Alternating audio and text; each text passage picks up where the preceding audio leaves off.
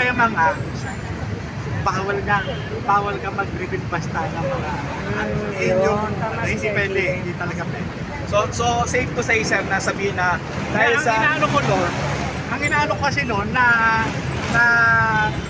inaano ko yung gobyerno na yung mga identified targets na ginastusan na ng gobyerno, sana ipatuloy, pero hindi pinutuloy. Wala. So kung that time, sir, tinuloy nyo, no? Huli yun. Pero ano ang magiging repercussion nyo as a PDEA agent, no? Kasi di po ba hinarang po to? Alam nyo, Kaya siya na i-shells, di ba? Na ilagay na lang sa mesa. ang repercussion niyan, sa pagiging alagad ng batas, ganito lang yan. Sa pagiging alagad ng batas, kung pwede kang mamatay, pwede kang makulong, pwede kang ma-dismiss, pwede kang ma-hospital, yan yung yan yung magiging consequence, ano? Pwede kang maging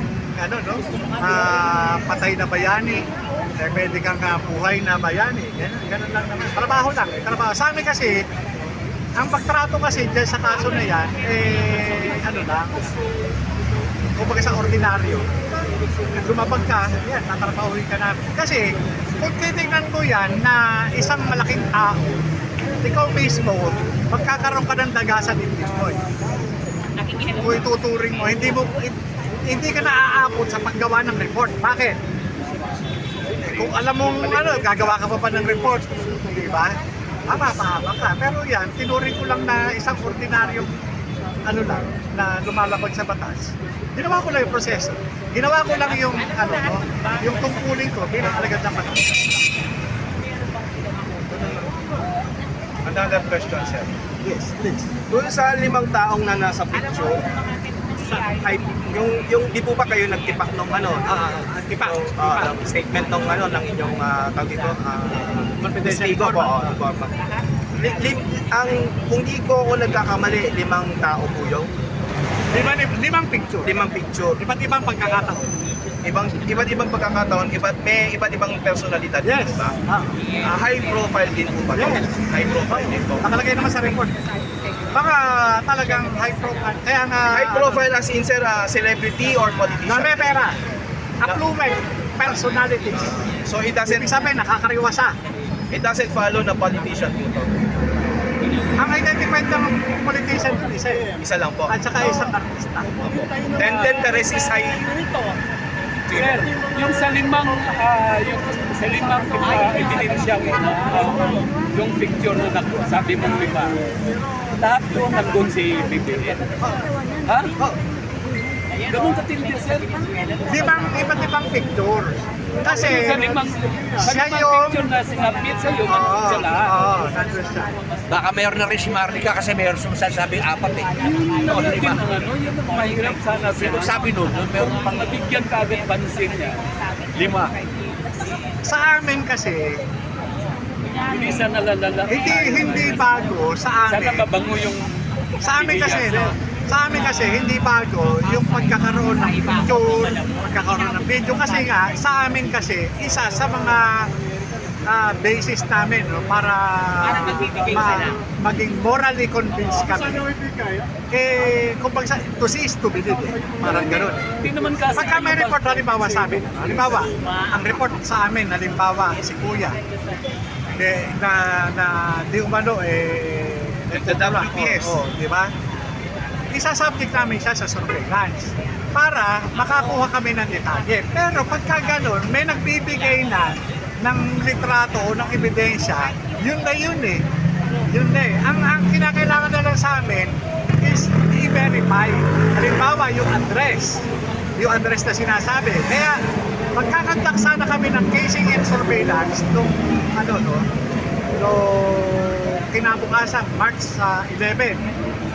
Hindi ako nagkakamali.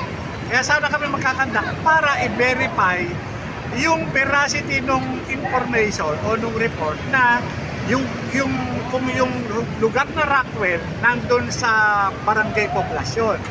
Kung yung Rizal Tower nandun sa Rockwell. Kung yung unit na yon na nandun sa Rockwell. Kaya iyon yung purpose ng casing and surveillance. Kasi Kaya naman kami magkakandak ng casing and surveillance para sa application ng search warrant. Kasi napaka-importante sa application ng search warrant is yung address. Yung detalyadong address ng subject. Hindi po pwede na magkakamali ka dyan sa address. Dahil halimbawa, 1, 2, 3, 4. Paano kung may ABC? Diba? So, ang address mo 1, 2, 3, 4. Paano yan? Kung may 1, 2, 3, 4A, 1, 2, 3, 4B, 1, 2, 3, 4C, hindi pwede yun. Hindi. Kaya, kung ang address mo sa search warrant ay 1, 2, 3, 4A, tapos kapasukin nyo 1, 2, 3, 4C, ay hindi po pwede. Violation of domicile.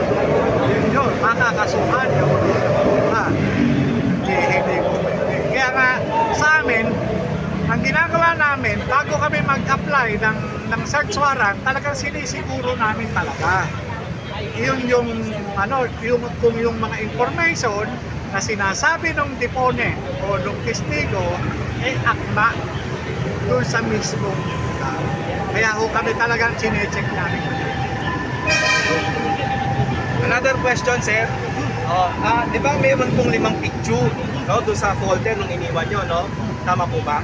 Tapos nung unang naalala ko po kasi nung unang na-interview kayo ni Mother Dragon, ni Madam Maharlika, nagpapakiramdaman pa kayo nun eh. So ang tanong, wala ka ba nung picture, di ba? Tama po ba? Yun ang unang tanong niya sa kanya eh. Wala ba saan, di mo ba nakita yung picture doon sa folder? Tanong ko sa kanya, wala pa ba sa'yo? Oo, tama. Kasi siya yung siya yung nag-reveal nung Opo. siya yung nag-present di ba? Siya yung naglabas. So ang pagkakasagot po niya is wala.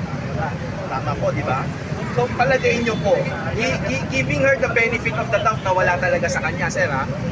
Palagay niyo po na kanina yung mga picture na yan sa kasalukuyan.